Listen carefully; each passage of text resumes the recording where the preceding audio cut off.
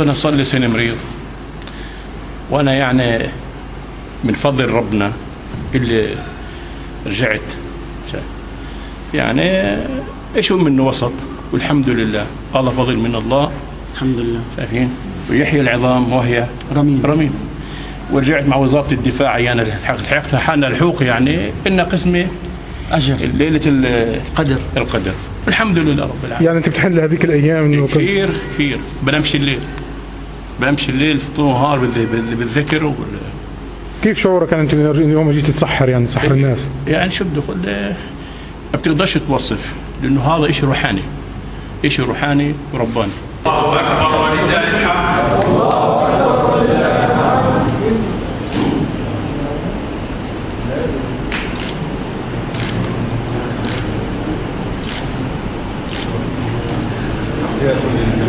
بارك الله فيكم، بارك الله فيكم يا أهل بلدي، يا أحبابي.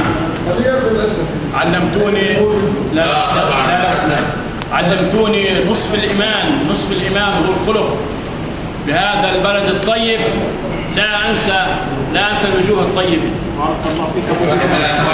أحمدك يا رب، يا محيي العظام وهي رميم، يا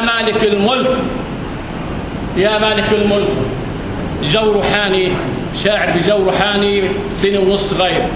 الله أكبر الله أكبر الله أكبر. سعدني أشوف الوجوه النيرة، إخواني بالله، في هذه البلد الطيب، البلد الكريم، الذين حبوني وعشت معي بهذا المكان الطاهر.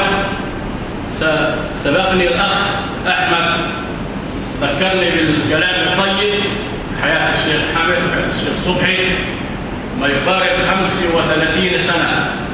كنت شاب صغير، يقوم الشيخ حامد يقول لي يا كامل تفضل قم قدم صلاة الفجر.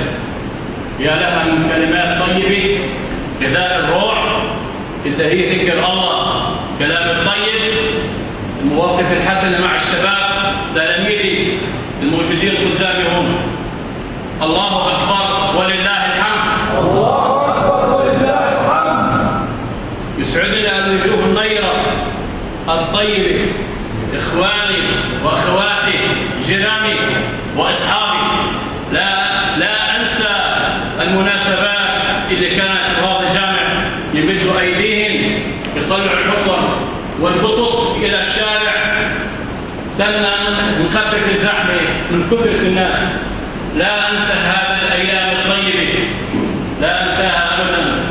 أحيي أخوي يوسف، وأحيي عبد العزيز أبو العز، أبو الزامل زياد أبو الرض. لا أنسى أخوي أحمد، عشت أيام الأخيرة، وهذا فضل من الله يحيي العظام وهي رميم. أشكركم جميعا، والسلام عليكم ورحمة